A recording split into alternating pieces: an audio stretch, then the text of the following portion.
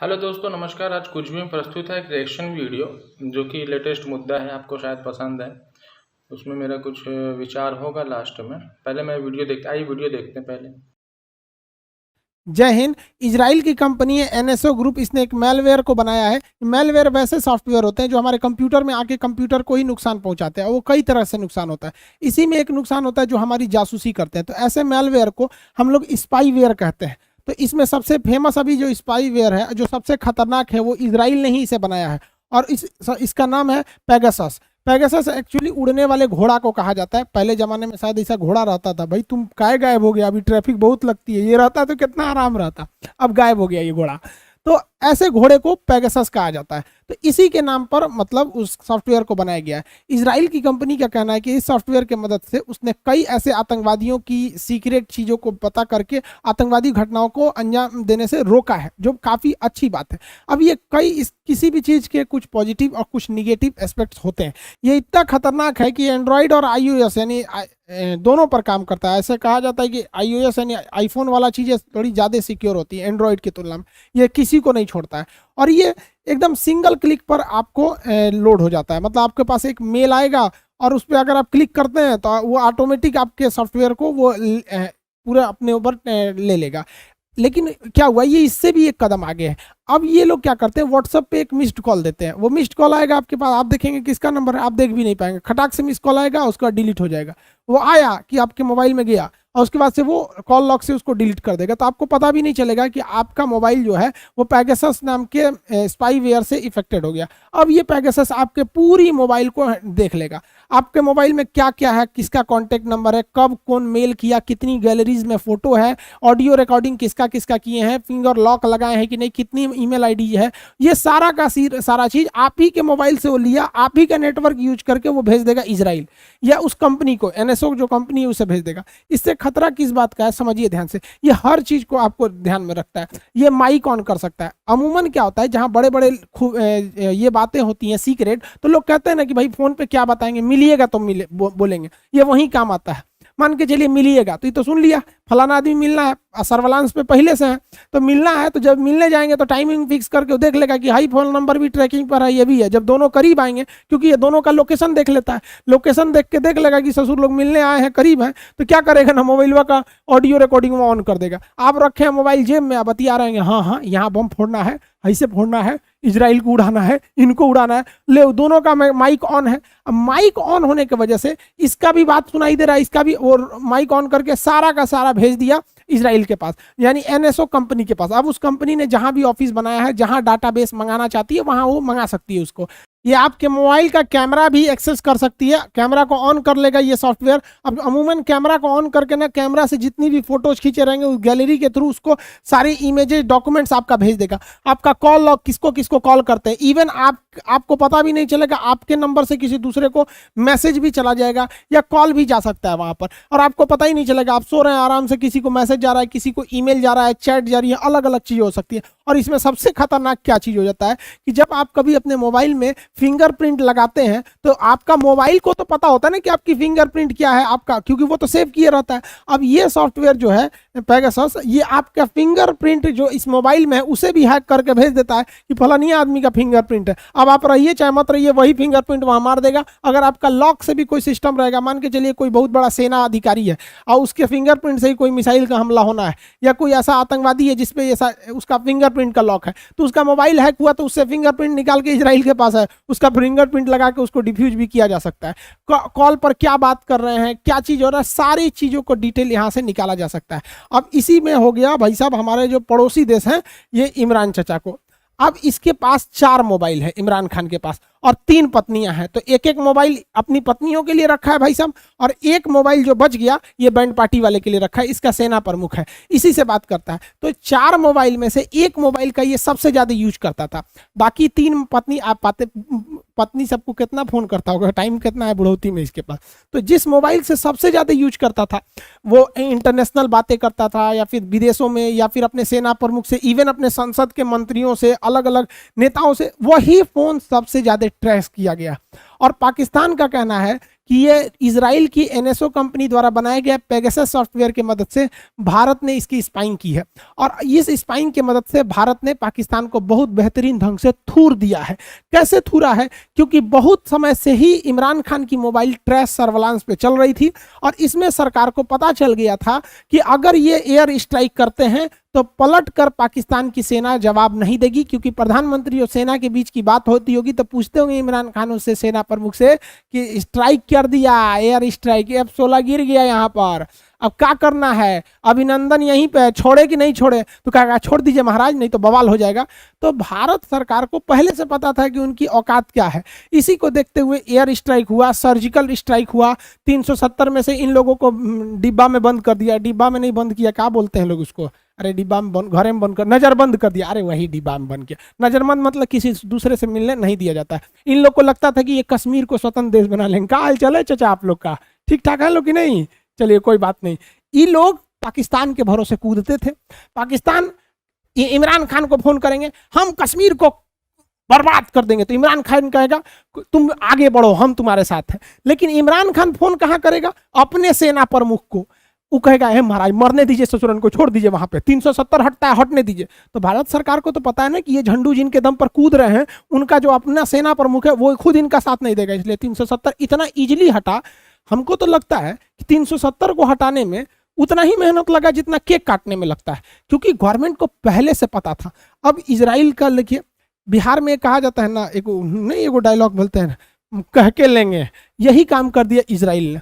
ये लोग है मुंह बंद कर, ससुर तुम्हारी बरस नहीं किया, देख रहे हैं दांत में खोला है, चिल्ला कौन चिल्ला, अभी सब बात नहीं बताएंगे, क्या क्या तुम्हारे, देखो ये बेचारा डर गया, इसको क्या लग रहा है कि हम इन सब वाला भी बतिया लीक कर देंगे। नहीं, हम उस सब नहीं, अब मत डरो यार, छोड़ो, चलिए हम मेन टॉपिक पे बात करते हैं। दांत में खोलना है, प्रधानमंत्री हो यार, इलाज करा लो, पीला पीला दांत लेके घूम रहा है, ब्रश किया करें यहाँ पे।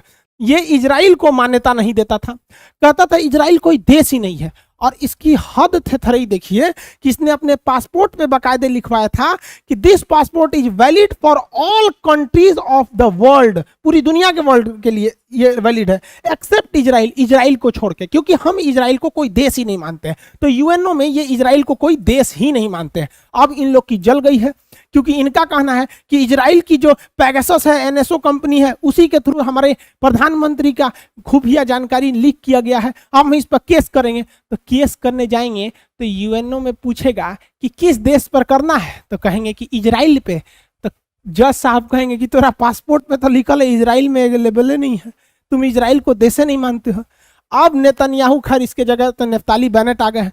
नफ्ताली बेनेट इससे 10 गुना ज्यादा खतरनाक है, समझ में आया ना तुम लोग को? तो अब वो क्या कहेगा कि भैया अगर केस तभी रजिस्टर्ड होगा जब तुम हमें देश की मान्यता दोगे, मानोगे तब भी जाओगे, अगर देश की मान्यता दे दोगे तो इज्जत जाएगा, और देश की मान्यता नहीं दोगे तो जी जान लगा कि ये खुफिया जानकारी चुराएगा तो तुम्हारी प्राइवेसी जाएगी। तारी यार, ना तुम्हारे पास इज्जत है ना प्राइवेसी है, चुपचाप चिल्ला वैसे। भारत के एस्पेक्ट में इसको चीजों को समझते हैं कि क्या प्लस पॉइंट क्या निगेटिव पॉइंट है। देखिए, ये जो इजरायली कंपनी है, इसके ऊपर व्हाट्सएप ने एक बार केस कर दिया था कि इसने व्हाट्सएप की जानकारियों को चुराया है। तो इसने स्पष्ट बताया था कि ये किसी प्राइवेट कंपनी को या प्राइवेट इंसान को ये सॉफ्टवेयर नहीं देते हैं, ये सरकारी किसी ना किसी देश को देते हैं। और अब तक ये लोगों ने 40 देशों को दे रखा है, जिसमें भारत भी शामिल है। तो इनका कहना है कि कोई प्राइवेट इंसान इसका यूज नहीं कर सकता। दूसरा, ये काफी महंगा है। एक आदमी का अगर जांच कराना है, स्पाइंग करानी है, तो 1 करोड़ से ज्यादा लगता है। ये कम से कम 50 आदमी का ले देते हैं, यानी 60 करोड़ रुपया लेते हैं, तो उसमें 50 आदमी की आप जांच करा सकते हैं। यह मामला भारत के सरकार के सामने भी उठाया गया। तो ऐसा नहीं है कि केवल भारत सरकार, विदेशों में भी ऐसे बहुत 40 देश बता रहे हैं ना, इसके में थे। जमाल खशोगी को सऊदी अरब वालों ने मरवा दिया कॉन्सुलेट में ही वहां पर। तो ये कैसे स्पाइंग हो रही थी कि उसकी पत्नी से इनकी क्या बातें हो रही थी, जेब बजोस के मोबाइल को हैक किया गया था। तो ऐसा नहीं है कि केवल भारत पीड़ित है, इसमें 40 देश है। अब भारत सरकार का क्या कहना है? भारत सरकार का ये नहीं कहना है कि हमने इसका यूज नहीं किया है, और ना ही सरकार ने ये कहा है कि हमने इसका यूज किया है। सरकार ने कहा है कि हमने इसका कोई भी गलत प्रयोग नहीं किया है। मतलब सरकार इशारे में कह रही है कि हमने इसका यूज किया है आतंकवादी वगैरह की टेपिंग के लिए, जो सही भी है, लेकिन कुछ गलत है जो आगे बताएंगे प्रोसीजर को लेकर। अब ये सही कैसे है और सरकार ने कैसे कहा है? क्योंकि सरकार में एक बहुत ही विश्वसनीय सुब्रमण्यम स्वामी जी है। भाई साहब, इनकी नेक्स्ट लेवल के आदमी है, ये बहुत बड़े वकील हैं। कोर्ट में इनका क्या पूछना ही है। तो इन्होंने भी कहा है कि हाँ भैया टेपिंग हुई है, तो इसका मतलब ये इंसान तो झूठ नहीं बोलेंगे भाई, ये लोग बड़े बड़े लोग, कुछ क्रेडिबिलिटी होती है। और गवर्नमेंट ने भी जब कहा है कि हम इसका मिसयूज नहीं किए हैं, तो देखिए अगर हम लोग पूरी तरह से खुला छूट देंगे तो बहुत ज़्यादा दिक्कत हो जाएगा। तो आतंकवादी या देश को जो तोड़ने की बात कर रहे हैं उनके लिए ये गलत है, लेकिन मतलब उनके लिए ये होना चाहिए, लेकिन गलत कहाँ हो जाता है ध्यान से समझिए। ये मामला अभी भले उठा है, लेकिन ये मामला 2017 से 19 के बीच में है। 2017 से 19 के बीच में दुनिया भर में 50,000 लोगों के मोबाइल पर ये सॉफ्टवेयर, इस सब चीज़ों को भेजा गया उसकी स्पाइंग कराने के लिए, जिसमें से 300 नंबर इंडिया के थे। अब ये 300 नंबर इंडिया के थे, इसकी गहन जांच की गई, इसका फोरेंसिक जांच किया गया, और 2 दुनिया के प्रतिष्ठित, हालांकि 40 से ज्यादा मीडिया ग्रुप हैं, लेकिन 2 प्रतिष्ठित मीडिया ग्रुप, जिस पर एक वाशिंगटन पोस्ट और द गार्जियन, ये छोटे मोटे नहीं है, ये भारत के 142वें नंबर पे खड़े निर्लज्ज मीडिया की तरह ये लोग नहीं है कि कुछ छाप दो, ये देखो ये बकरी कितनी दुबली हो गई, यही वो बकरी है जो पहले हाथी थी, दुबली होकर बकरी हो गई। ये भारत की मीडिया की तरह ये लोग नहीं करते हैं, ये एक प्रतिष्ठित है, द गार्जियन हो गया या द वाशिंगटन पोस्ट। हालांकि बहुत सारे मीडिया ने इसका दावा किया, लेकिन हम सबका नाम नहीं ले रहे हैं, जो विश्वसनीय उसका कह रहे हैं। इनका कहना है कि इंडिया में 300 लोगों में से ज्यादातर पत्रकार थे, 40 पत्रकार थे, 3 विपक्ष के नेता थे, जिसमें भैया ये राहुल गांधी भी थे, 2 मंत्री भी थे, भाई साहब सरकार के भी मंत्री पे भी, तो मंत्रियों पे भी जांच हो रही है, सुप्रीम कोर्ट के जज के, NGO, social worker, social activist, इन लोगों के खिलाफ भी स्पाइंग की गई थी।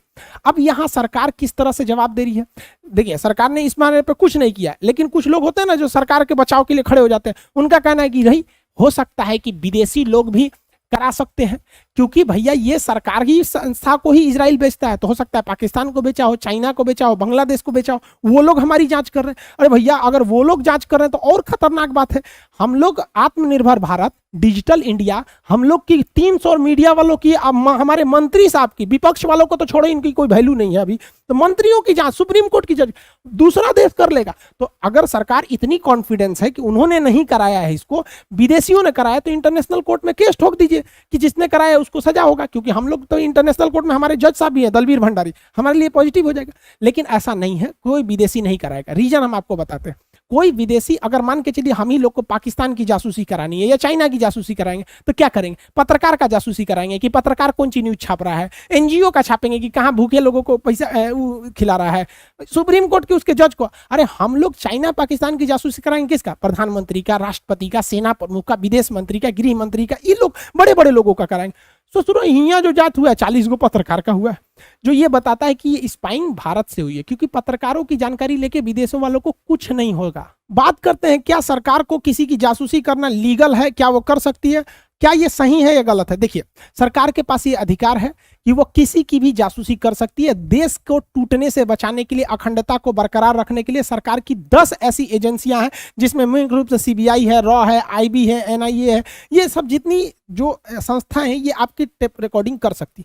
लेकिन यहां बात आती है प्रोसीजर की। जब भी ये 10 ऐसी जो वो एजेंसी है वो किसी की भी अगर स्पाइंग कर रही होती है, तो उसका रूल होता है कि वो अपने डिपार्टमेंट के कमिश्नर रैंक के अधिकारी को इसका रिपोर्ट देती है। जैसे मेरी अगर टेप रिकॉर्डिंग करनी है, मेरी स्पाइंग करनी है मेरी मोबाइल की, तो अगर सरकार चाहती है कि अगस्त से, सरकार को डाउट है कि खान सर कर रहे हैं कुछ, तो अगर मान के चलिए हमारी जांच करेगी, तो जिस दिन से उसे जांच करना है, मान के चलिए हमारे रॉ लग गई हमारे पीछे, रॉ ये क्या आदमी है, ये इसकी जांच करते हैं, तो रॉ अपने कमिश्नर रैंक के अधिकारी को लिखित में ये देगी कि भैया हम खान सर के ईमेल वगैरह, मतलब जितना चीजें हैं उनको हम क्या कर रहे हैं, ट्रेस करेंगे।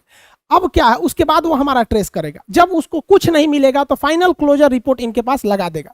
और इनको नियम के तहत जांच करना होता है कि आप पर्सनल चीजों को नहीं, आप जो देश हित में है बस वही कीजिए। इससे किसी को ऐतराज नहीं है, और ये प्रतिदिन देश में होता है। ऐसा मत सोचिएगा कि नहीं होता है, वरना छापा कैसे अचानक पड़ जाता है। सुनते होंगे फलाना सेठ जी के पास 40 जगहों पे एक के बाद 40 ठिकानों पे छापा पड़ा, कैसे पता चल गया कि 40 गो ठिकाना है किसी का?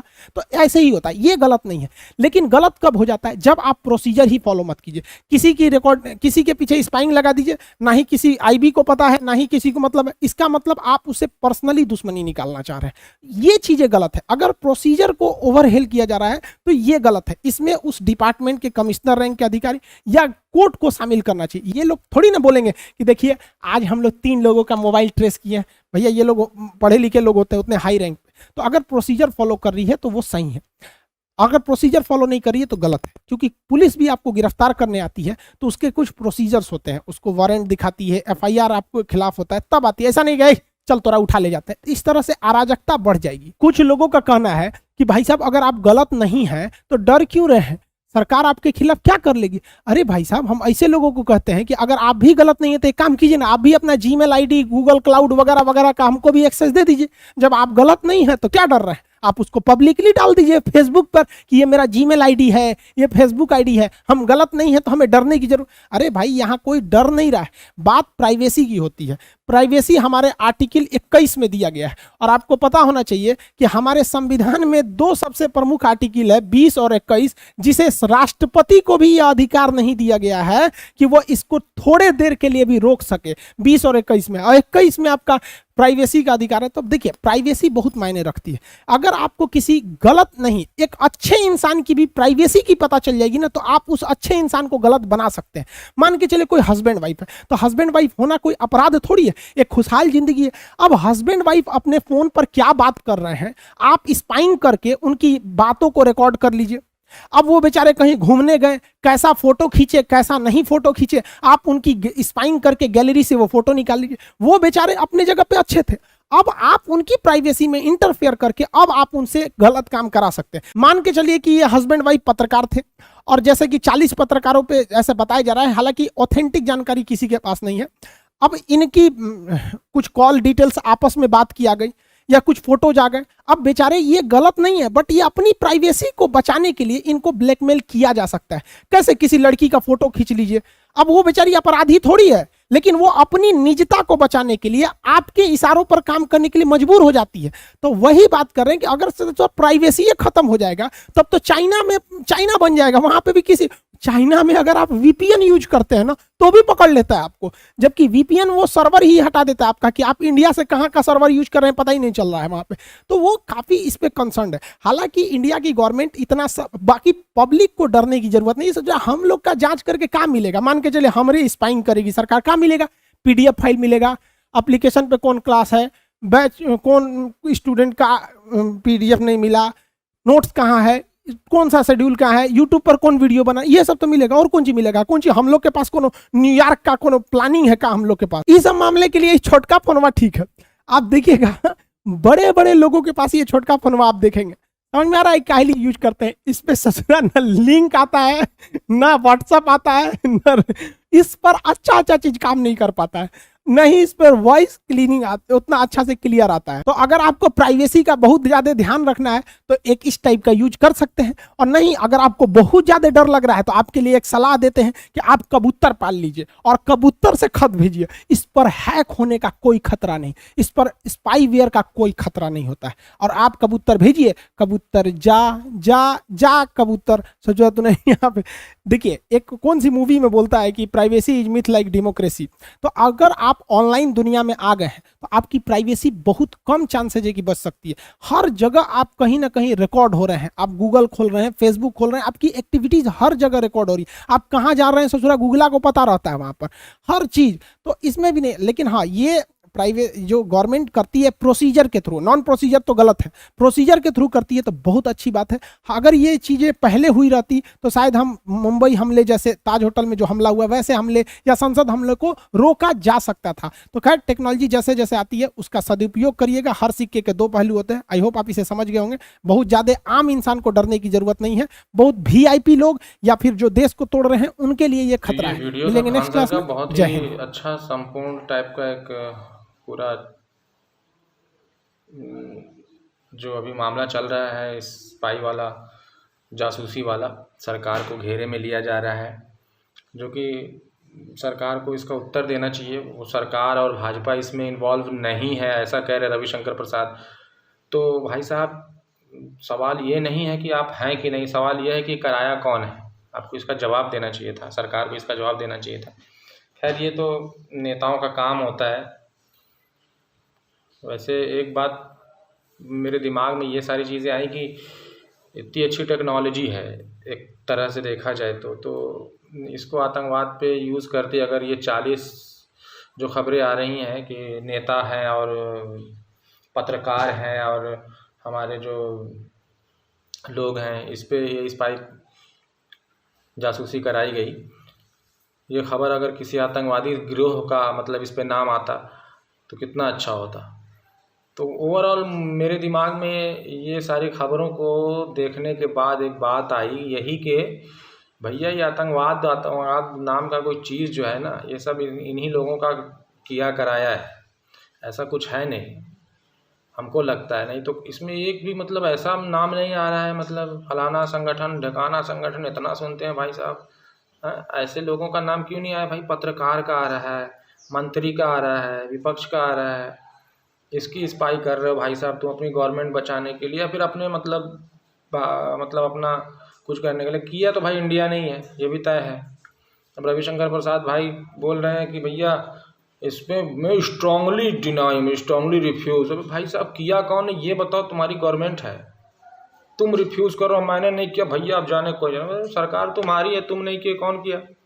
तुम इसका जवाब दो ना, पकड़ के पुराना लेके बैठ जाते हो। खैर, तो आतंकवादियों के खिलाफ अगर ऐसा कुछ एक खबर आ जाता ना तो मज़ा आ जाता है, लेकिन आतंकवादी सिर्फ जब बम फोड़ेंगे चाहे कुछ होगा ना तब जाके खबर आएगा। तो इसका मतलब ये सारा स्क्रिप्टेड रहता है भाई लोग, है ना। आम जनता लोग समझो इसको, आपस में लड़ो झगड़ो मत। ये सब इसी नेताओं का चट्टा बट्टा थाली का एक पुलिंदा होता है ना। ऐसा कुछ नहीं होता है कि फलाना संगठन ढकाना संगठन। भाई एक आदमी का नाम नहीं आया भाई, तुमको स्पाई कराना था उसका कराते। कोई ऐसा नाम आता, अभी तो किसी ऐसा आदमी का नाम आता जिस पे शक था हो उसका मतलब किया गया हो चाहे कुछ ऐसा टाइप का, है ना। ये तो मतलब 40 आदमी का भले। अब कुछ लोग ये कहेंगे भैया अभी अभी और नाम आना बाकी है। तो भैया तुमसे मेरा बहस नहीं है, खैर तुम लोगों से तो अल्लाह बचाए आदमी को, भगवान दूर रखे तुम लोगों के बहस से। खैर जो भी हो, ये मुद्दा तो अब सरकारी खेमे में है तो जाहिर सी बात है दब ही जाएगा, ये तो तय है। लेकिन अगर इस टाइप का अगर कुछ ऐसा नाम आता तो ज़्यादा अच्छा होता, मज़ा आता, लगता कि हाँ भैया दुनिया में इंसानियत नाम की कोई चीज़ है ना। खैर इसी सब कंक्लूज़न के साथ आप लोग अपना ख्याल रखिएगा। Bye bye.